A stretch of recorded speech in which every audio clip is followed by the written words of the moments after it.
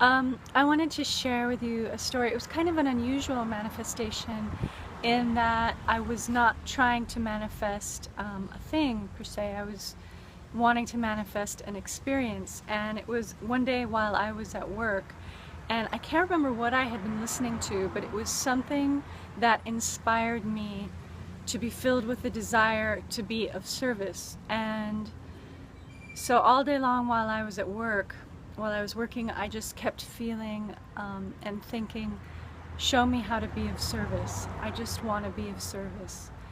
And I was just filled with that desire, so that when I got out of work, I walked around the corner to where my car was parked, which is just this really long main street where there's just a lot of traffic, this long sidewalk. And there was nobody else on the sidewalk, but right near my car was this little old Asian lady. And she kind of sort of kept looking, at the addresses and walking back and forth. And as I approached my car, we made eye contact, and I said, "Do you need help with something?" And she expressed to me, she didn't speak English very well, but she showed me a piece of paper of where she was trying to get to, of an address or some cross streets. And they weren't streets that I recognized because I just worked in the area. I didn't live in the area, so I wasn't super familiar with all the streets. So I took out my phone and mapped it, and the place she was trying to get to was a mile away. And this was last year during the summer. It was a really hot day, and she was so grateful that I was just showing her how to get there. And then I thought, it's so easy for me to drive you. Would you like a ride? Can I just take you? And she was so grateful. So we get in the car and we're driving, and I learned that she had traveled like over an hour by bus to come to find this little school because her niece was going to be moving from Vietnam, and she wanted to make sure that it was a nice school and that she would like it. So she took a bus like to an area that she was totally unfamiliar with to check it out, and then she was going to take the bus home.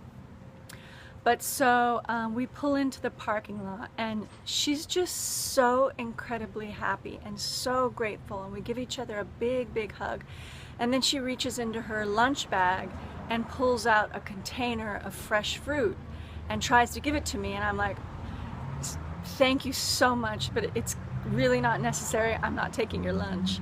And she said, "No, look, I have other things." And I was like, "No, really, it was my pleasure, no problem." And she was so insistent, and then she looked me in the eye and she said, "Please, I made this for you this morning when I left the house."